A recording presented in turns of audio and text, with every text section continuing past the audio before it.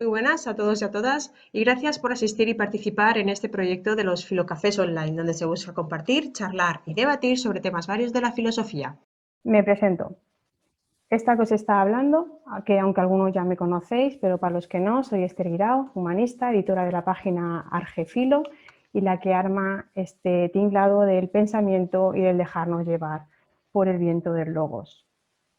Antes de empezar, me gustaría darle las gracias, bueno, que está aquí, a Miguel Ángel, porque me ha ayudado en alguno de los textos y, bueno, y que siempre me está animando a continuar con esto de los cafés. Así que nada, muchas gracias, Miguel Ángel. Muchas gracias, Esther. Empezamos. El tema del que vamos a hablar hoy es sobre cuándo es justo un reparto, la sociedad desigual. Los derechos humanos nos exige tratar a toda persona como igual en dignidad. Repara, sin embargo, en que no todos somos iguales en una sociedad como la nuestra, donde la riqueza y las oportunidades se distribuyen de manera dispar. Las personas somos a la vez muy parecidas y muy diferentes las unas de las otras. Somos parecidas en las cuestiones fundamentales, nuestros impulsos básicos, por ejemplo, pero a la vez somos muy distintas en otros aspectos como el carácter, las capacidades y defectos de cada uno. Estas son realidades que nos singularizan como seres únicos e irrepetibles. Pero hay otras diferencias que no nacen de la diversidad natural, espontánea y creativa entre las distintas personalidades de los individuos. Se trata de las diferencias que pueden tener unas personas con respecto a otras en el acceso a las oportunidades que la sociedad ofrece, lo que lleva a un estado de desigualdad. Este estado trata el hecho de que los recursos, derechos, deberes, honor, estigmas de una sociedad se distribuyan de forma distinta entre sus miembros. Algunas desigualdades pueden parecer justas, como la de impedir que cierta gente trabaje, como por ejemplo menores de edad o ancianos, mientras que otras desigualdades nos resultan injustas, como el hecho de que no todas las personas tengan garantizadas sus necesidades más básicas. No hay que olvidar que en este contexto de diferencia y desigualdad está el término equidad, que es la distribución justa de los recursos, derechos, deberes y honores por los que una situación desigual puede ser considerada justificable en términos morales. Sobre esto surge la justicia distributiva, teoría política que ya Aristóteles se refirió a ella como lo justo o correcto respecto a la asignación de bienes en una sociedad. Eso es, la justicia distributiva considera que los recursos de una sociedad son finitos, por lo que es necesario o son necesarias algunas normas que definan si su reparto es justo o no. Para ello es necesario contar con algún tipo de medida de los recursos, por ejemplo, puede ser el dinero o el tiempo libre, y comparar si la distribución realmente existente es coherente con algún principio de justicia. Vivimos en un tiempo de continuos cambios acelerados, lleno de nuevas oportunidades, pero también de nuevos peligros. Un tiempo en el que crece la riqueza, pero también la desigualdad. La historia de la humanidad demuestra que la desigualdad se remota a la edad de piedra, pero es hoy, en el siglo XXI, donde globalización y tecnología han enfatizado esas desigualdades. Yuval Noah Harari, en su libro 21 lecciones para el siglo XXI, afirma que la globalización ha beneficiado a grandes segmentos de la humanidad y que esa idea que iba a conllevar el siglo XXI sobre un proceso igualitario y de prosperidad económica por todo el planeta iba a llevar que todos los individuos pudieran disfrutar de las mismas oportunidades y los mismos privilegios. Y nos encontramos que a día de hoy, afirma Harari, que solo el 1% más rico posee la mitad de las riquezas del mundo. Y lo que es aún más alarmante, las 100 personas más ricas poseen más en su conjunto que los 4 millones de personas más pobres. Cabe entonces preguntarse, ¿cómo podemos corregir estas desigualdades? ¿Podemos ponernos de acuerdo en cómo lograr una sociedad más justa? ¿Qué ocurre cuando la igualdad entra en conflicto con la libertad? Bueno, pues hasta aquí mi introducción al café o a la tertulia. Muchas gracias y me gustaría escucharos. José Miguel, por aquí tienes la palabra. Gracias, Esther. para romper el hielo, como tú has pedido, hay un concepto, hay una realidad que siempre se esgrime por parte de determinadas ideologías, como la ideología neoliberal o capitalista, o como queramos llamarla, ¿no? Derechista, conservadora, etcétera.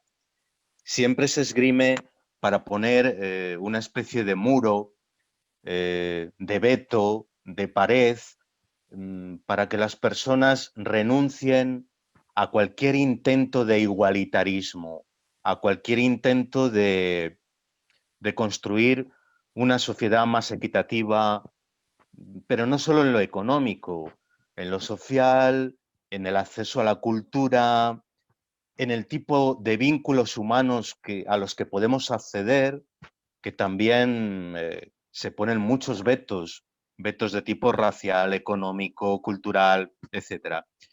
Y este concepto que esgrimen, vamos a llamarles los neoliberales, como a mí me gusta llamarles, es el siguiente. Además, tú lo has leído en este texto, has hecho referencia a ello. La igualdad entra en conflicto con la libertad.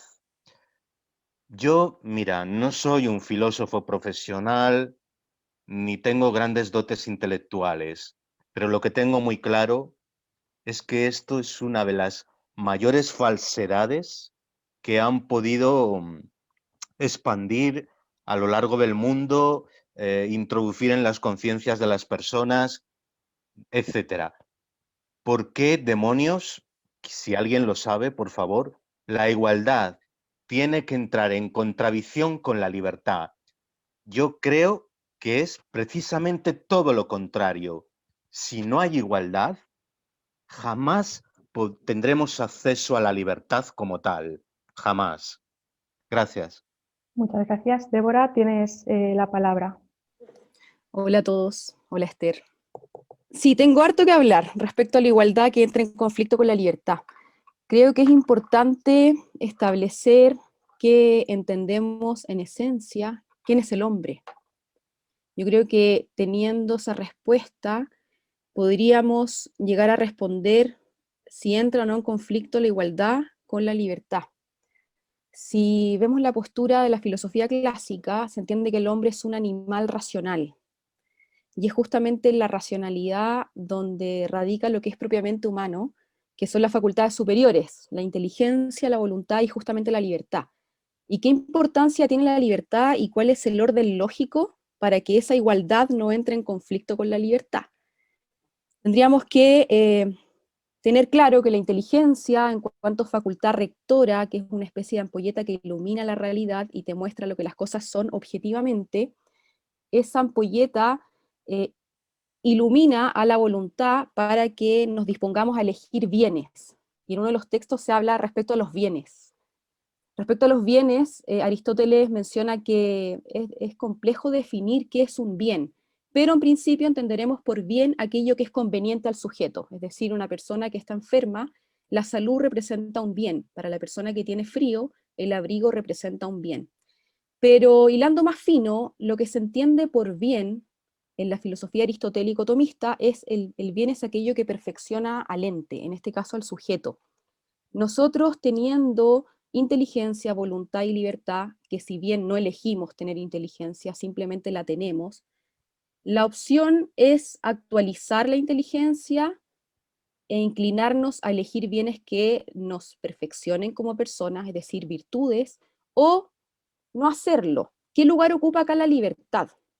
Una vez que la inteligencia te muestra la realidad, y la realidad no es lo que yo quiera, voluntarismo, o no es lo que yo desee, ahí entra Hume, la vía afectiva, sino que la realidad simplemente es, y yo puedo acceder a ella, y la voluntad se dispone a elegir bienes reales, es decir, aquello que me hace buena persona, como por ejemplo, ser leal, ser veraz, ser justo, prudente, templado, fuerte, etc.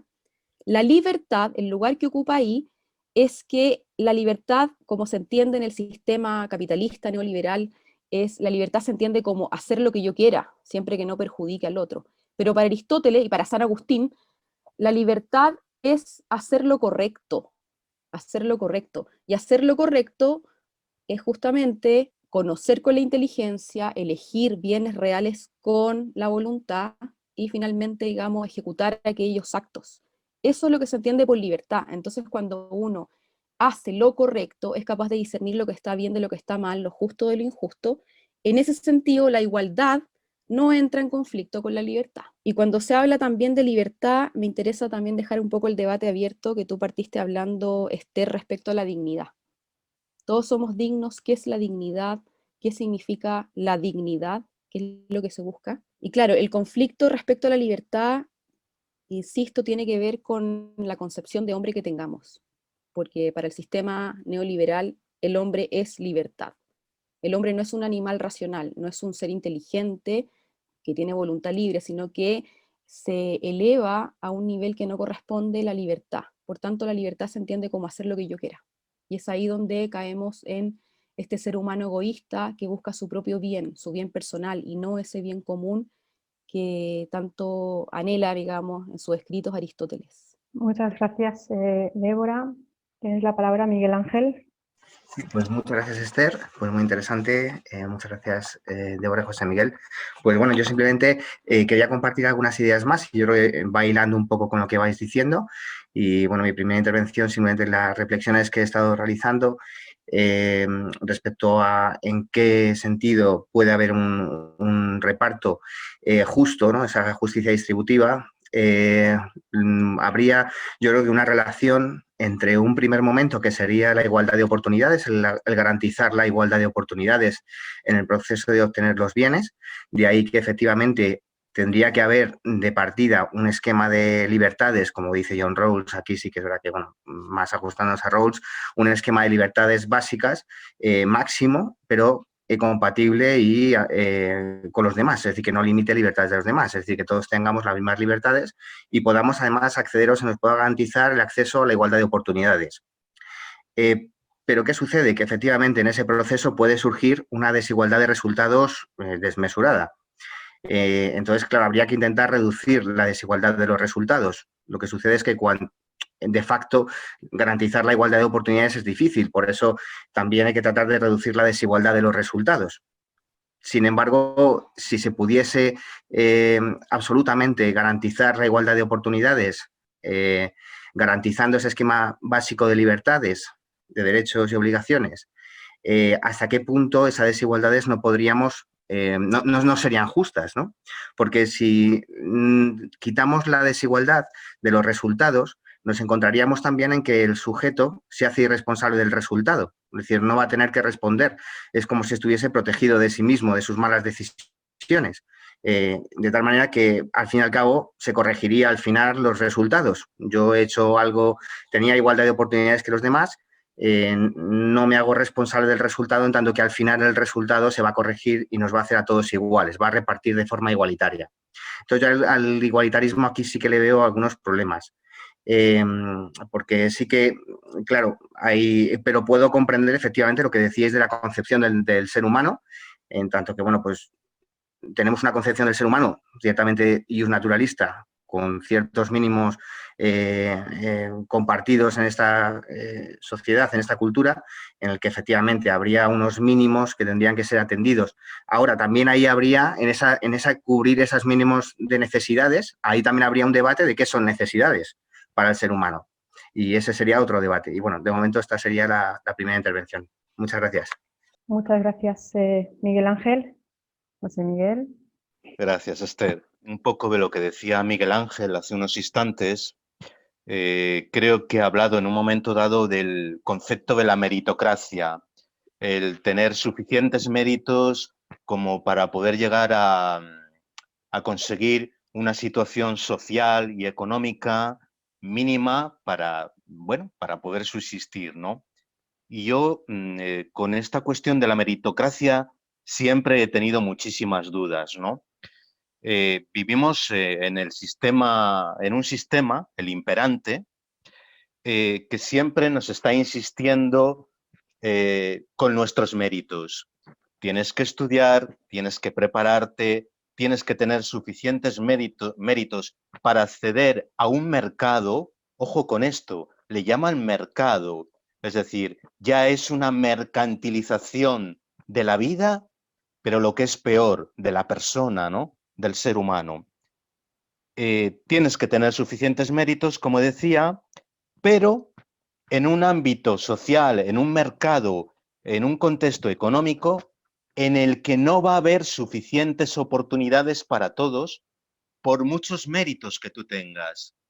Hay infinidad de personas que tienen grandes méritos, pero se quedan fuera del sistema, de un sistema que precisamente por eso es un absoluto fracaso y una farsa. No hay tal meritocracia, porque por muchos méritos que tú acumules, eso no te garantiza el acceso a una vida digna. Los ciudadanos de a pie, la clase trabajadora, siempre es culpable de todo. Se produce una crisis financiera en el 2008. Nosotros somos culpables porque teníamos que comer todos los días y porque necesitábamos un techo para vivir. Se produce una epidemia, una pandemia. Nosotros somos igualmente culpables. ¿Por qué? Porque no llevamos una vida ordenada, provocamos muchos contagios, colapsamos los sistemas sanitarios, que por cierto, aquí en España, no sé cómo ha sido en otros países, pero han sufrido décadas de recortes, décadas, por parte de los dos grandes partidos. En fin, dos conceptos que yo quería introducir. El falso concepto de la meritocracia en el contexto del capitalismo y que el sistema siempre culpabiliza al más débil de su situación y de lo que le ocurre. Gracias. Muchas gracias, José Miguel. Le doy la palabra a Islalik. Gracias. Buenos días a todos desde México.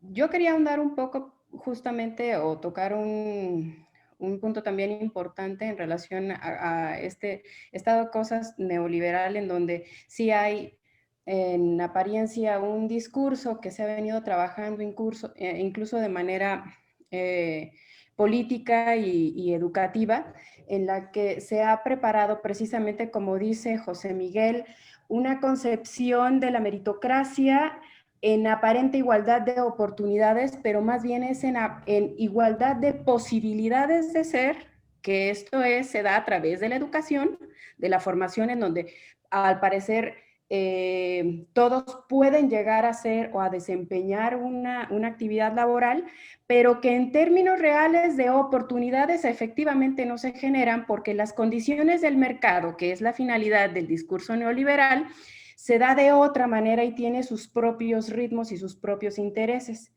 En términos microeconómicos, el mercado, por ejemplo, sujeta a ciertas disposiciones y condiciones para todos aquellos que puedan entrar en el juego, en la dinámica económica.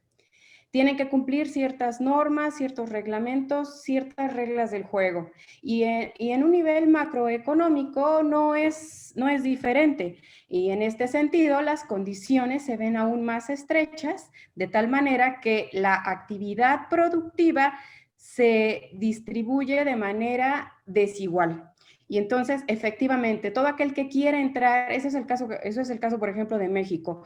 Los que quisieron entrar o los que ya tenían una dinámica económica, que no hablemos en términos de desarrollo, sino solamente de crecimiento, quienes quisieron entrar en ese rol, en ese nuevo juego de mercado, no pudieron competir con en las mismas condiciones que las empresas fuertes que tomaron estrategias al respecto. Entonces, en ese sentido, efectivamente la realidad cambia y la determinación de quién es el hombre, en términos genéricos, se fue gestando a través de una reforma educativa en la que se fue individualizando la responsabilidad de ser y la responsabilidad de las consecuencias, como si el individuo fuera capaz de manipular esas macroestructuras que no le son posibles, primero no tiene acceso a ellas y después efectivamente desde su individualidad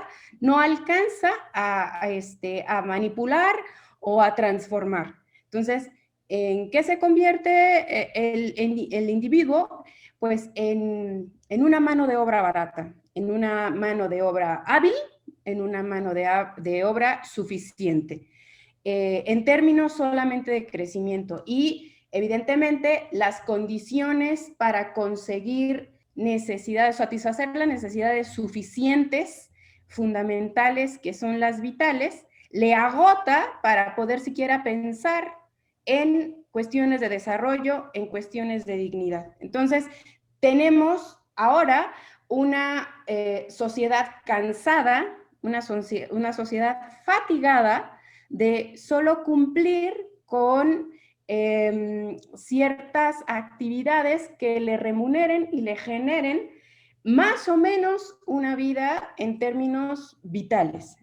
Entonces, me parece que en este caso estoy de acuerdo con José, la igualdad parece que no hemos podido siquiera vislumbrarla, porque, y tampoco la equidad, porque lo que tendríamos efectivamente es que separar en qué podemos ser iguales y qué corresponde en términos de equidad para alcanzar esas igualdades. Por ejemplo, no es posible educar de la misma manera a las personas que viven en lugares donde existen condiciones factibles en un mismo idioma, que existen condiciones tecnológicas para poder tener acceso a diferentes actividades productivas y educativas, a educar, por ejemplo, a barrios en los que difícilmente tienen acceso a Internet y en los que difícilmente podrán tener otra actividad que no sea el mercado informal. Los puestos de comida, los puestos de reventa, o si tienen acceso a la industria, ser parte de una manufactura mal pagada. Entonces, y luego, si nos vamos a un contexto cultural, tampoco es posible educar y dar las mismas posibilidades u oportunidades de conocer el mundo y educarse a comunidades indígenas, por ejemplo, que aquí en México hay muchísimas, y al mismo tiempo conocer su concepción de vida e incorporarla a un discurso o a un proyecto económico, porque no caben, simplemente no caben. Entonces, sí es complicado hablar de igualdad y de equidad, pero sí es necesario hablarlo, sí es necesario determinar qué es lo que queremos ser, cómo queremos ser y a quién le beneficia eso precisamente que queremos ser. Muchas gracias, Islalik. ¿Podemos ser iguales siendo diferentes? ¿No? Sería la cuestión, ¿no? ¿Cómo evitar esa forma de desigualdad que es claramente nociva e injusta, las reglas del juego a la hora de hacer una redistribución de las materias, de los honores, el tema del mérito? ¿Cómo o cuál sería la actitud más defendible desde un punto de vista ético? Me pregunto, con respecto a lo que habéis comentado de la igualdad, la libertad, ese falso concepto de la meritocracia. Muy bien, Miguel Ángel, tienes la palabra. Pues muy interesante, Islalik, lo que has comentado. La verdad es que me parece muy interesante también cómo hay grupos efectivamente indígenas en las que su forma de concepción del mundo es que no está ni siquiera está entrando en lo que es esta cuestión, ¿no? Sino que a lo mejor viven muy sumidos en la autosubsistencia en plena naturaleza o cuestiones más que no terminan de... que habría que incorporarles a esta forma de entender la productividad, el rendimiento, la igualdad, la libertad, es decir, que son conceptos a lo mejor distintos, ¿no? Y lo que sí que quería comentar es que efectivamente supongo que el problema al fin y al cabo de la distribución es la limitación de los recursos, ¿no? Porque al final si hubiese recursos ilimitados pues no habría problema para distribuir. La cuestión está en que los recursos son limitados. De hecho es que son limitados para la población mundial. Es verdad que la desigualdad a nivel mundial es tremenda. Los miles de millones de personas que no tienen acceso a la riqueza, incluso la pobreza en los países occidentales o en los países desarrollados, nada tiene que ver con la pobreza en los países en vías de desarrollo subdesarrollados. Me parece también interesante no solamente el problema de la distribución de la riqueza, sino también incluso pensar la riqueza o los bienes y las cargas, ¿no? También la distribución de las cargas. Por ejemplo, en el proceso de producción de riqueza se generan toda una serie de secreciones, de residuos, de lo que sería unos impactos, unas externalidades de los procesos que también habría que distribuir, ¿no? Porque muchas veces sucede que es verdad que se busca la privatización, ¿no? La privatización de la riqueza, de lo producido, sin embargo, la socialización de las pérdidas. Es decir, cuando efectivamente una vez se han realizado ciertos procesos para generar la riqueza, porque eso también es muy importante, el cómo se genera la riqueza. No son, hay que tener riqueza, ¿no? Para poder luego distribuirla. Sé que pueden, o que el problema de cómo repartir una vez que tenemos ese proceso último de riqueza no es exactamente el de producirla, pero yo creo que hay alguna relación, ¿no? Que podemos ahondar más adelante. Pero sí que me quería fijar ahora mismo en esto, ¿no? En lo que es la distribución de la carga, de esas externalidades de los procesos y de la socialización de las pérdidas. Por ejemplo, una cuestión muy sencilla es simplemente cómo hemos sido capaces de alcanzar una riqueza importante a través de los combustibles fósiles y cómo pues ahora con el cambio climático y con tener que limitar las emisiones, los países que están en vías de desarrollo y que no tienen acceso a esas tecnologías, a lo mejor que puedan ser más limpias, necesitan usar combustibles fósiles, carbón o ese tipo de combustibles. Y los techos de emisión, claro, no pueden ser abusivos, ¿no? Hay que permitir también estos desarrollos a nivel mundial. Y quizás ser más exigentes con los países que son capaces de hacer esa transformación industrial y esa transformación energética.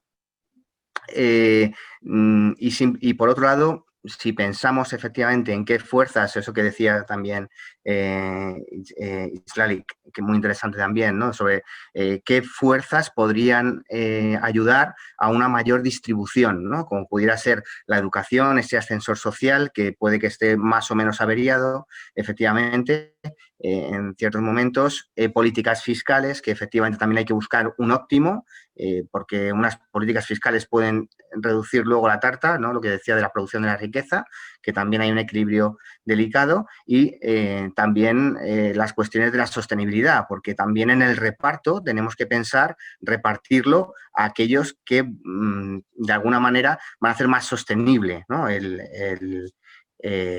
La generación de riqueza a largo plazo, ¿no? O sea, esa generación de riqueza, que yo creo que sí que es importante tener en cuenta a la hora de hacer ese reparto, ¿no?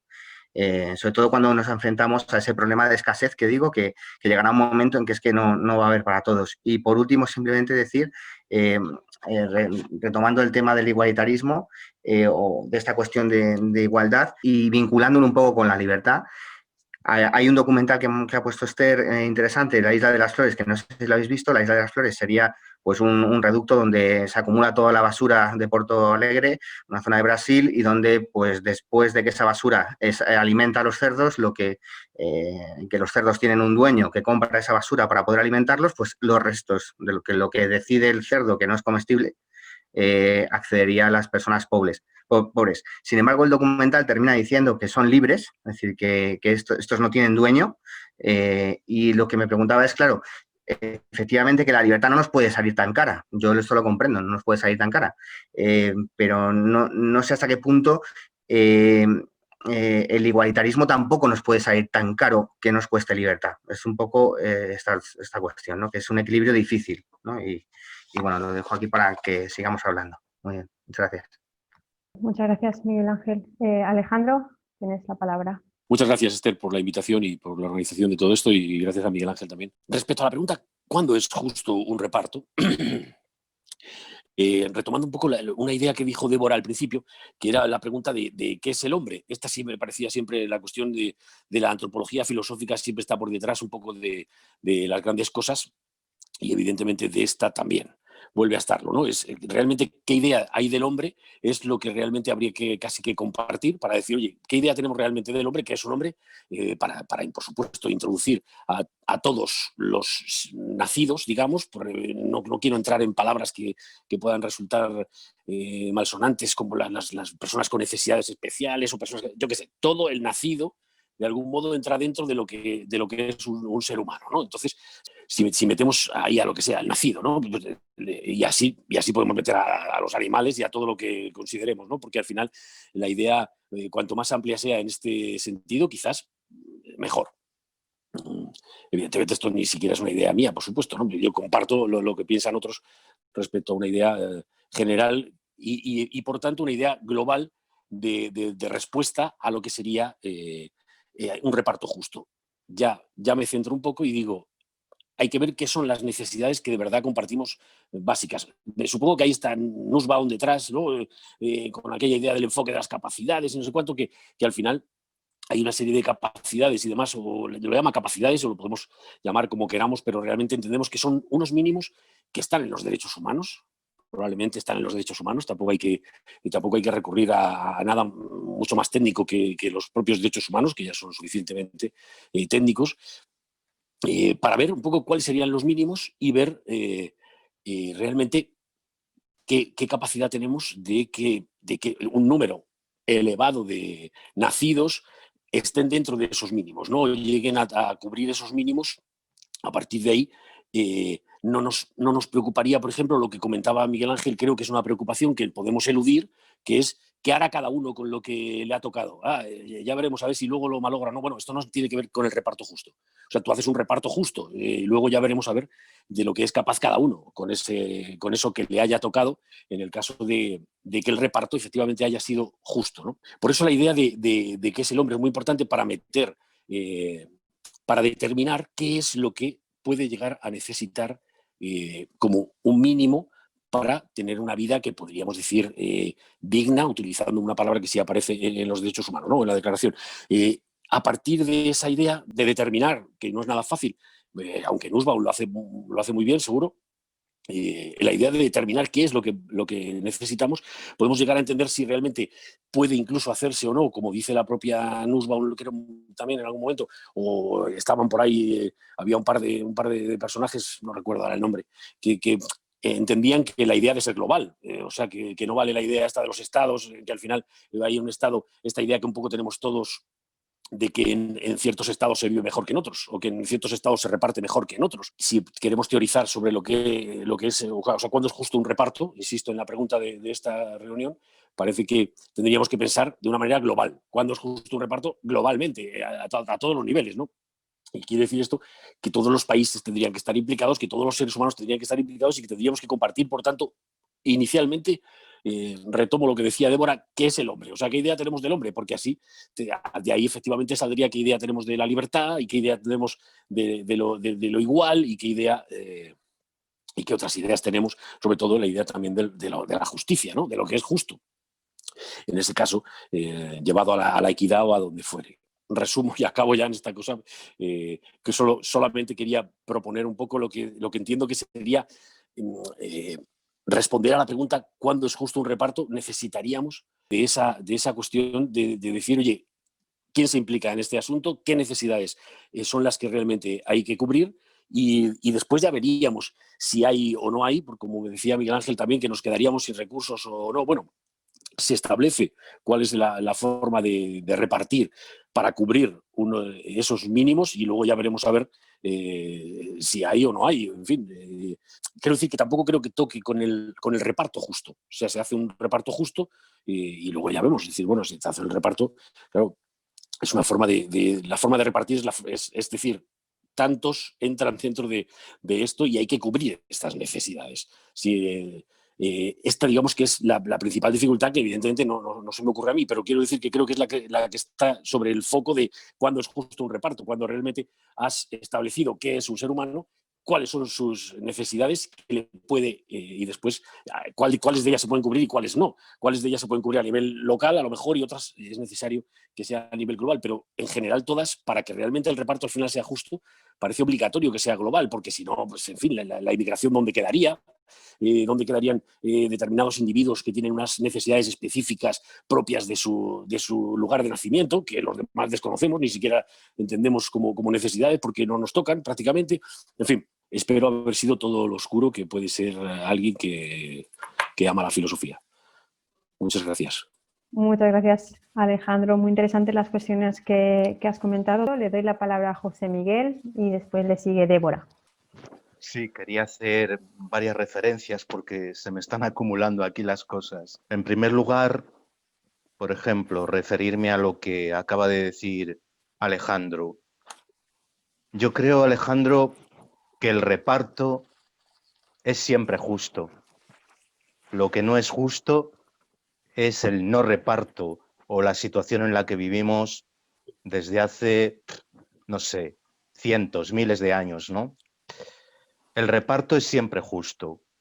Y luego quería hacer también referencia a pequeños conceptos que han ido apareciendo. Por ejemplo, el concepto de libre mercado y de competitividad. Falso. No existe el libre mercado y la competitividad tiene normas tramposas en el sistema capitalista.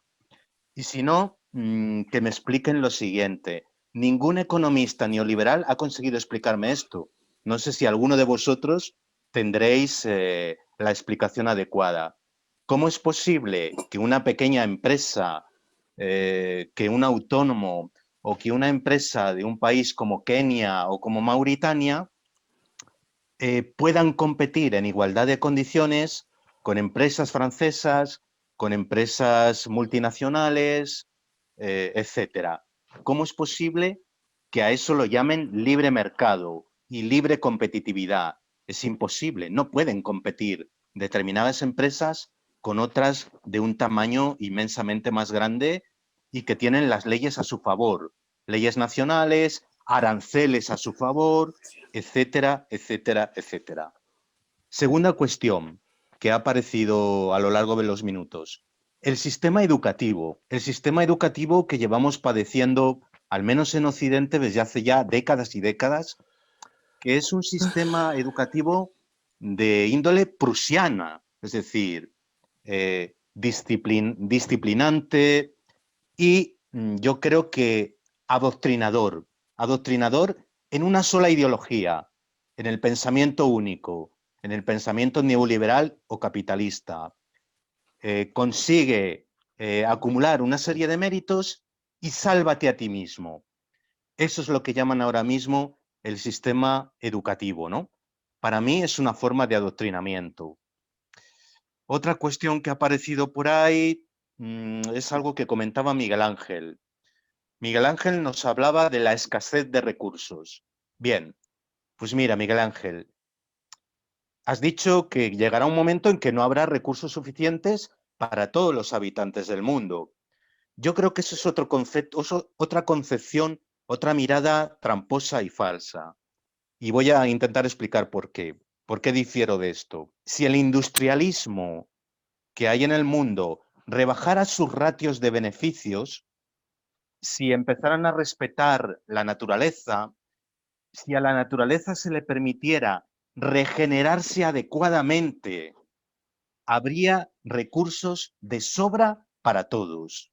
Es decir, es que una vez más lo que os comentaba al principio, vuelven a culparnos a nosotros de que haya escasez, porque necesitamos comer, necesitamos beber y necesitamos tener un techo. Es que es mentira, nosotros no somos culpables de eso. El sistema que apareció con la revolución industrial es lo que no ha permitido regenerarse a la naturaleza adecuadamente. Han destruido los ecosistemas naturales y, por tanto, claro, hay escasez, pero provocada por la mano del hombre. Si luego se me ocurre algo más, vuelvo a intervenir. Gracias. Muchas gracias, José Miguel. Débora, tienes la palabra. Todo lo que han dicho es muy interesante y hay harto que debatir.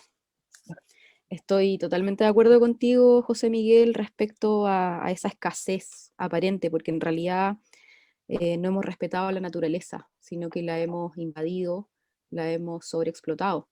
Y en la filosofía clásica se trata este tema respecto a la técnica, que antes el hombre contemplaba el cosmos, contemplaba la naturaleza y usaba aquello que lo beneficiaba. Pero el hombre también hay una concepción ahí respecto al hombre, el concepto de hombre, nosotros somos un ser más dentro de la naturaleza, por lo tanto convivimos. Y a partir de la filosofía moderna contemporánea, el hombre está por sobre. Por eso se exalta el valor supremo de la libertad. Y como estoy por sobre la naturaleza, yo sobreexploto la naturaleza y efectivamente esa escasez se debe al mal uso de la libertad. Lo anterior que comentó Alejandro respecto a la pregunta, ¿cuándo es justo un reparto? Es fundamental, y lo dijo también Alejandro, el concepto de hombre que tenemos. ¿Quién es el hombre? De ahí podemos abarcar distintos ámbitos. Por ejemplo, ¿qué es la justicia?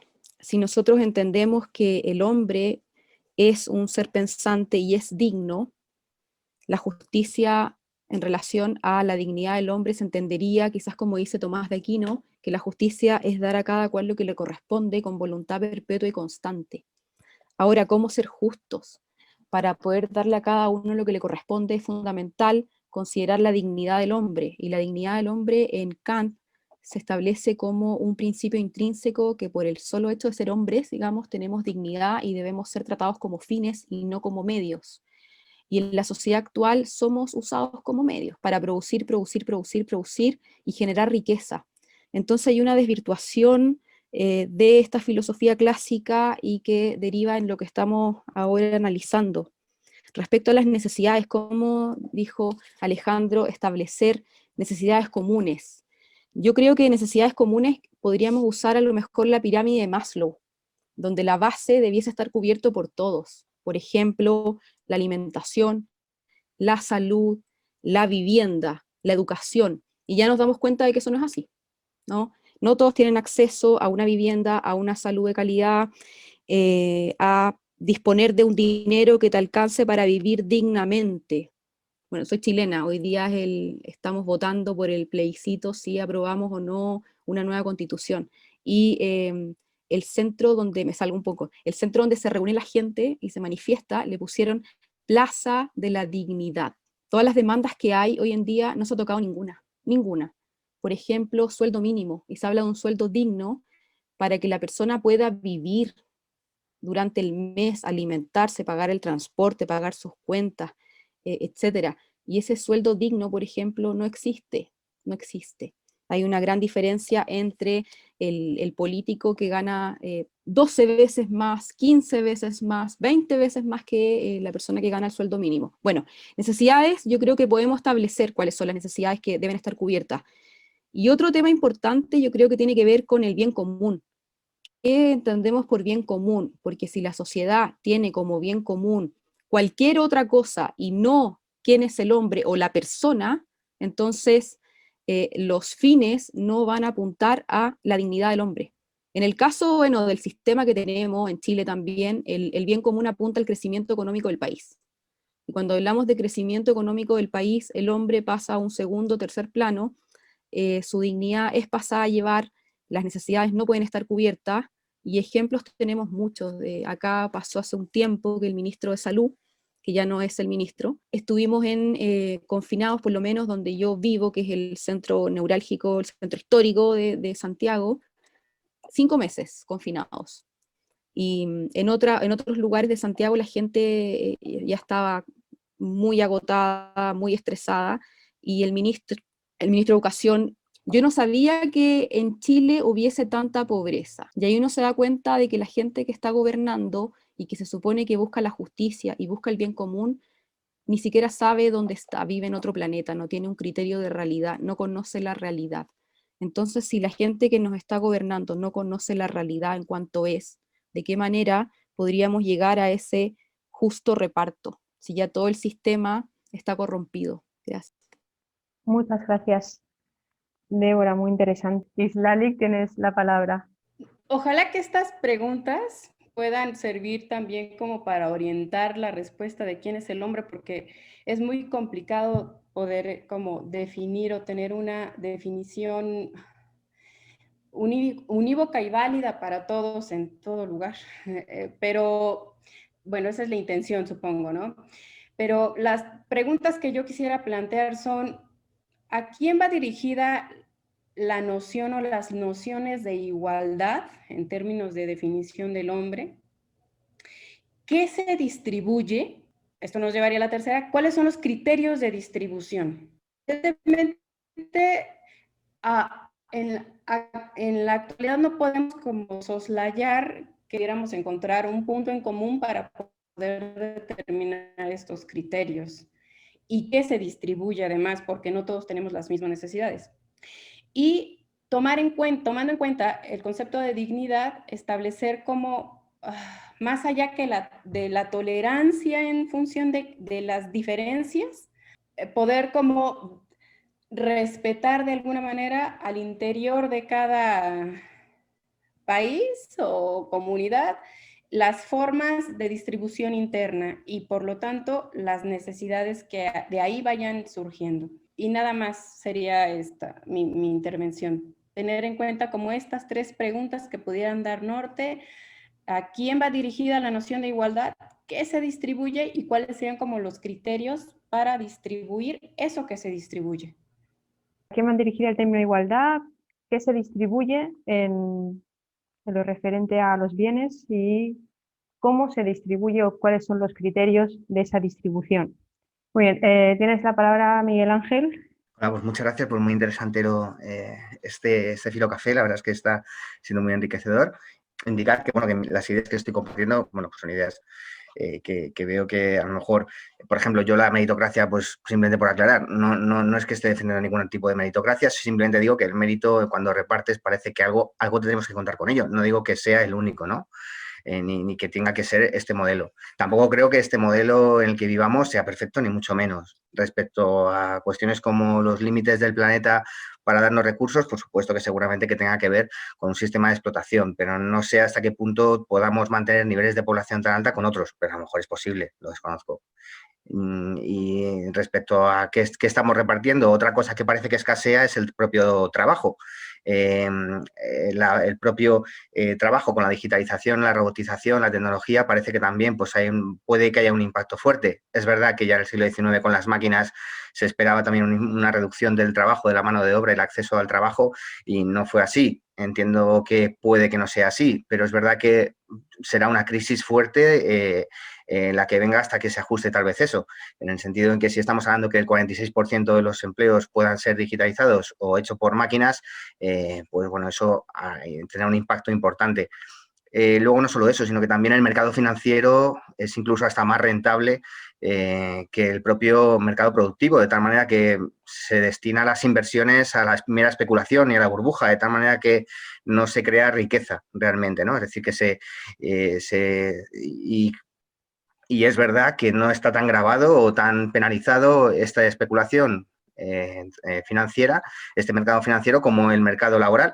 De hecho, pues se grava mucho más tanto el consumo, que es acceder a bienes, como el propio trabajo, ¿no? Que realmente es ejercer una labor y crear una riqueza, ¿no? Que eso nos aporta a todos, mientras que la propia especulación o la burbuja, el crear burbuja, ¿no? A través de valores especulativos que van especulando, pues no parece que genere más que cuestiones artificiosas de circulación de capital en incrementación. De hecho, la velocidad a la que se venden las acciones hoy en día, pues bueno, a lo largo respecto a los años 70, pues se ha multiplicado la velocidad y la especulación. Ahora las burbujas se crean y se destruyen mucho más rápido, ¿no? Y hay muchas transacciones en ese mercado financiero, ese pon tu dinero a trabajar. O sea, que ya es que no necesitas a nadie, sino que es el dinero que trabaja y esto es una barbaridad, pero es una barbaridad que nos afecta a todos, efectivamente, pero y que nos está quitando el recurso del trabajo, o ya no está interesante invertir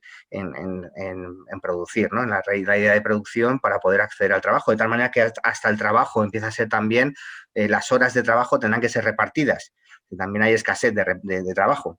Y si no es así, si el trabajo no da para todos, pues ya estamos excluidos del sistema. Es decir, ya hay una gran parte de la población que va a estar excluida, simplemente.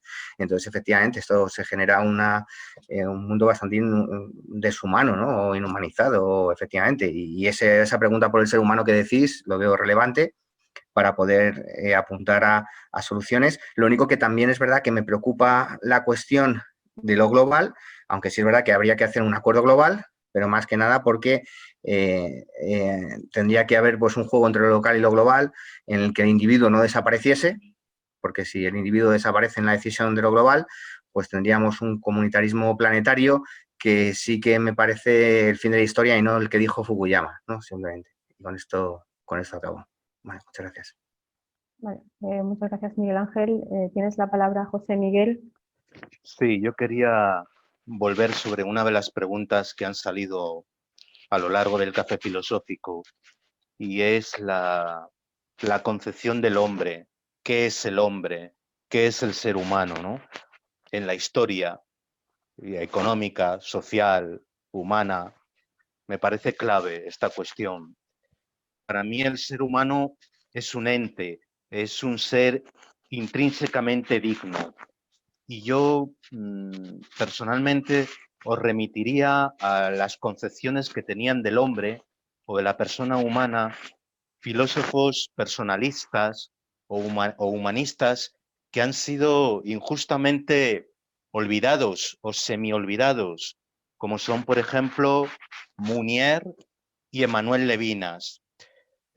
No entiendo muy bien por qué se les ha apartado de cierta manera del discurso oficial. Bueno, sí lo entiendo, porque su concepción del hombre no era compatible con la concepción del hombre o la antropología que tiene el capitalismo, evidentemente. Y quería leeros, por ejemplo, un pequeño extracto del Manifiesto del Personalismo de 1936, que a mi parecer se ajusta mucho a lo que yo creo que es una persona, ¿no? o un ser humano. Dice lo siguiente: una persona es un ser espiritual constituido como tal por una forma de subsistencia y de independencia de su ser.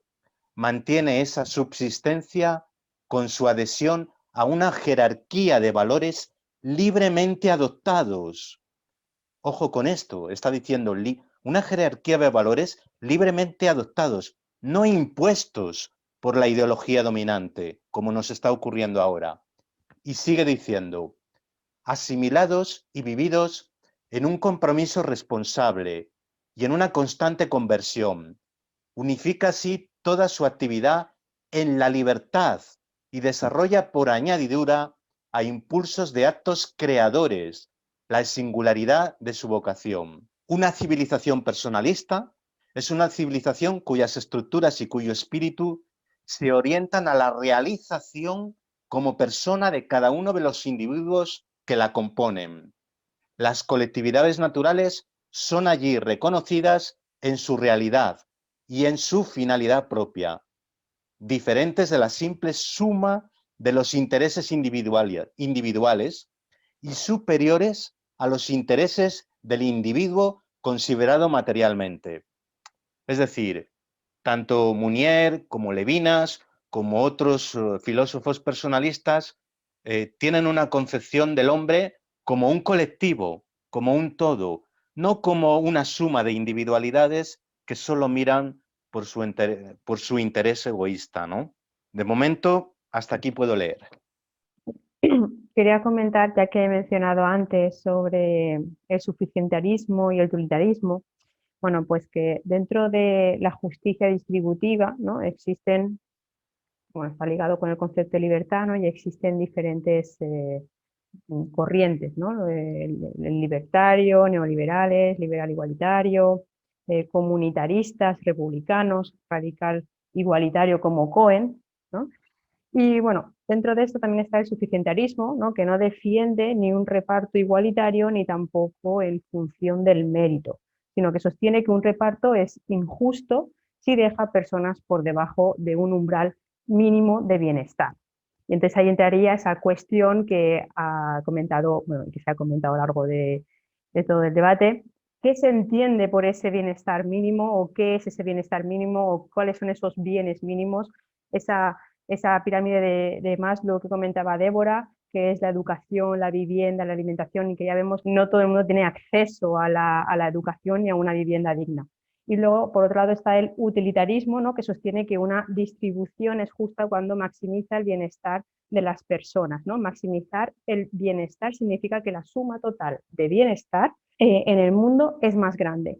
Entonces, vamos a fijarnos en que el bienestar de alguien no tiene por qué estar ligado a los recursos económicos de los que disponen. Fíjate, entonces, nos fijamos también en que un bien puede ser útil a algunas personas, pero no a otras, dependiendo de sus situaciones vitales y de sus intereses, como por ejemplo un teléfono móvil. Un teléfono móvil es un bien, pero ¿para quién? ¿No? ¿En qué condiciones? Estas dos teorías comparten un gran problema, ¿no? Que es ¿Cómo podemos precisar el bienestar y los bienes que lo proporcionan? ¿Cómo podemos calcular el bienestar que un bien determinado puede producir a una persona y no a otra?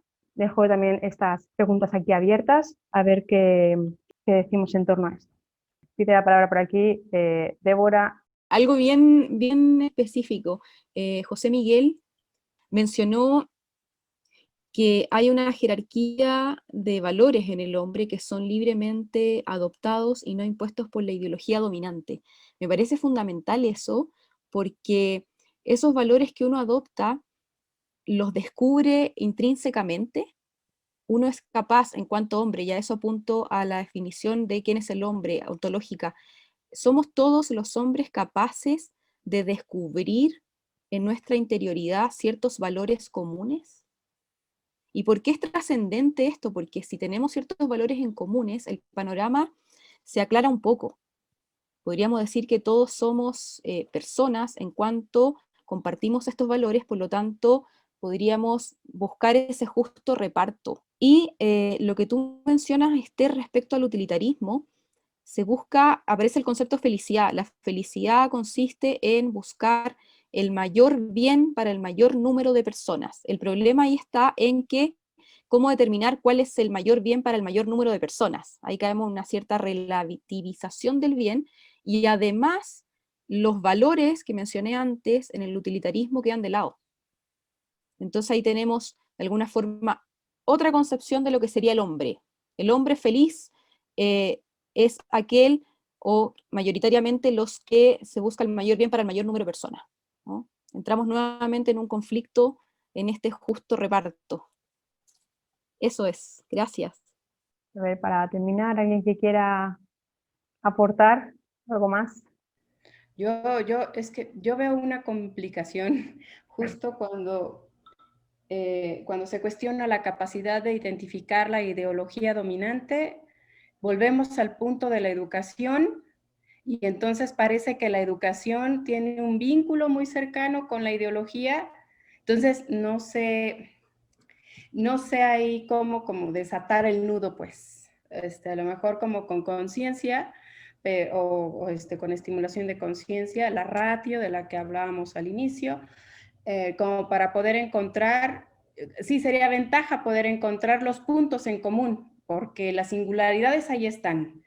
Solo quizá lo mejor un avance sería los puntos en común, y no sé a dónde nos llevaría eso.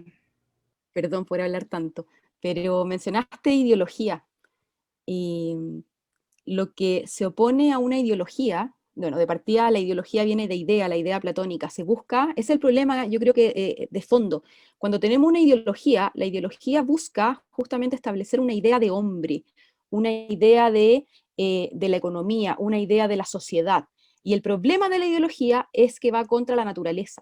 Lo que se opone a una ideología no es otra ideología, sino que es la verdad, es la realidad. Entonces, por eso siempre las ideologías en algún momento cojean, porque no tienen el norte en lo real. Y lo real es que, al parecer, efectivamente tenemos una naturaleza humana y podemos descubrir ciertos principios en común.